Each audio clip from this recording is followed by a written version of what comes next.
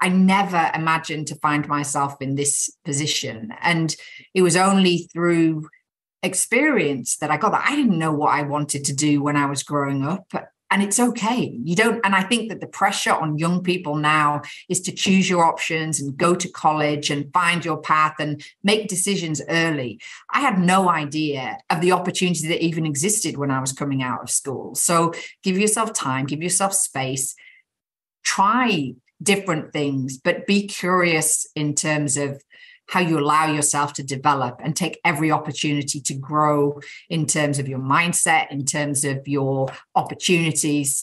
Don't be too hard on yourself, because every journey has its ups and downs, and don't give up, because I'm a big believer that things happen for a reason, and you can forge your own path. And I'm evidence of that.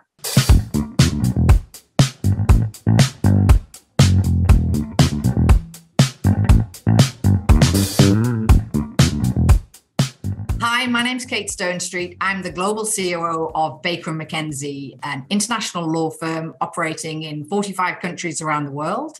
I've been with the firm for about 30 years, starting my career in Asia Pacific in business development and really progressing through the organization over that time to be the global COO now, which is a great privilege and also a bit of a surprise for me, given my background and how I found myself here.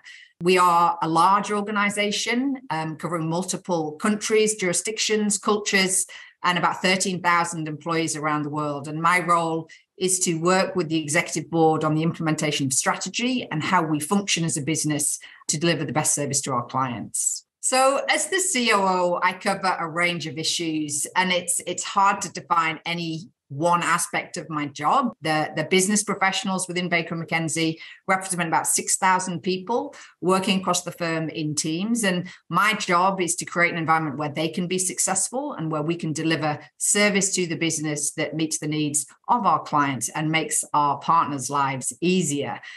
Well, I certainly didn't think I would grow up to do this job. I am the daughter of a vicar from a small village in Yorkshire in the north of England. I went to Newcastle Polytechnic and studied politics, and at that point decided that I wanted to spread my wings and spend some time in other parts of the world. And I spent some time in Hong Kong as the first point in my career. I grew up in inner city Leeds, and my first job was in McDonald's. And I made great friends in that environment, and I worked the long hours and I saved my money because I wanted to do it. And in fact, before I made the decision to travel overseas, I was doing 3 jobs at the Department of Transport, doing licensing at a French restaurant, serving in the evening, and McDonald's at the weekends, running parties with Ronald to make ends meet and to put the money together that I needed to take that next step. And so my first job when I was in Hong Kong was working for a financial company. And I really just put letters in envelopes and stuck the envelopes together and put the stamps on and the address labels and made sure that the address on the letter matched the address on the envelope. But by doing that, I met and built a network of people. It's about talking to people. It's about listening to what's available.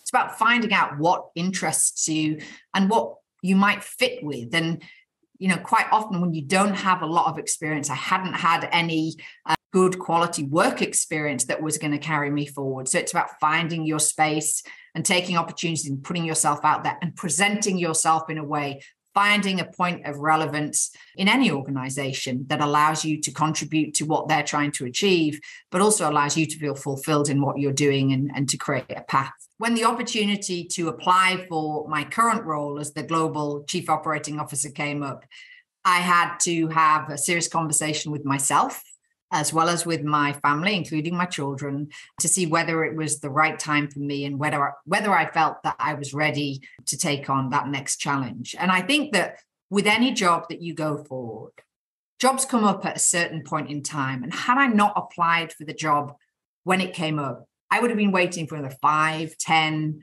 years. And I wanted to stay at Baker McKenzie. And so these opportunities come up. So even when you don't necessarily feel ready, or you see the challenges with the job that you are potentially going to take on, again, it comes back to opportunity, but also the courage it takes to put yourself forward, to put your hand up and say, yes, I want to do this. This is the direction that I hope my career will take.